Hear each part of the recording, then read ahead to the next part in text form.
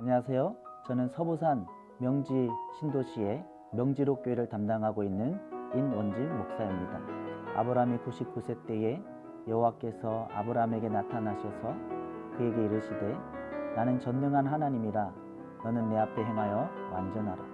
여러분, 철학자 칼 힐티라고 하는 분은 인생의 최고의 날은 자신의 부르심의 소명을 자각하는 날이라고 이야기를 했습니다. 오스 기니스라고 하는 기독교 작가도 더 콜이라고 하는 소명이라는 책을 통해서 우리 인생 가운데에 하나님의 부르심의 소명이 있다라고 분명히 말씀해 주었습니다. 하나님의 형상으로 지음받은 저와 여러분들의 인생 가운데에는 하나님의 부르심의 소명이 있는 것을 알 수가 있습니다.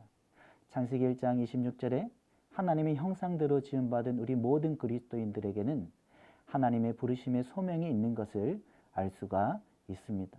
오늘 본문에 아브라함에게 나타나셔서 하나님은 창세기 15장에 하늘의 무별과 같은 그 부르심의 소명이 있음에도 불구하고 99년의 노년 때에 애굽의 여종 하갈을 취하면서 부르심의 소명을 잃어버린 그에게 다시 하나님의 소명을 붙들 것을 말씀해 주셨습니다.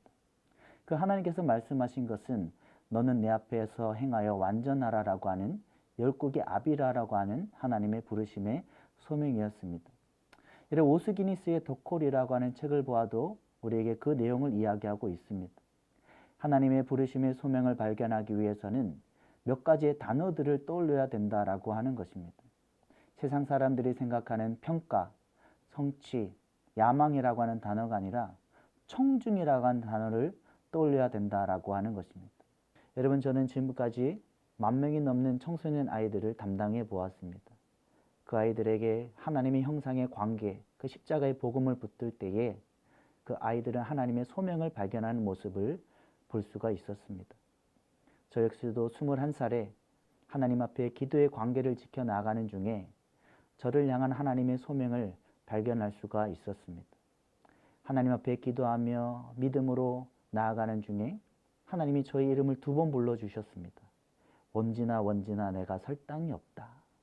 원진아 원진아 내가 설 땅이 없다. 2번 말씀하신 하나님 앞에 하나님 말씀으로도 성경으로도 말씀해 달라고 간구하는 중에 하나님의 예레미야서 6장과 8장의 말씀으로 저에게 다시 찾아와 주셨습니다. 평강하다 평강하다 하나 평강이 없도다. 그들이 가증한 일을 행할 때에 부끄러워하였느냐?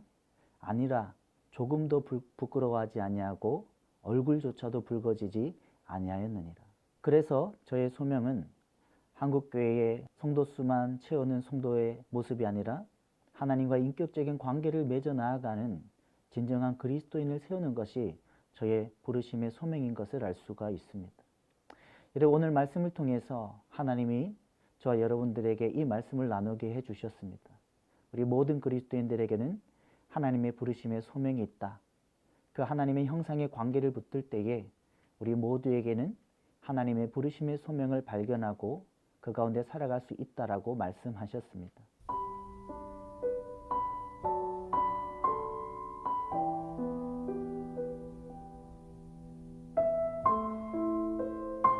부디 여러분의 인생 가운데에 그냥 세상에 주어지는 인생이 아니라 하나님과의 형상의 인격적인 관계 가운데에 유일한 청중이신 하나님을 붙들고 그 부르심의 소명을 발견한 아브라함의 모습과 같이 그 소명된 인생을 살아나갈 수 있는 여러분들 모두가 될 수 있기를 예수님의 이름으로 축복합니다.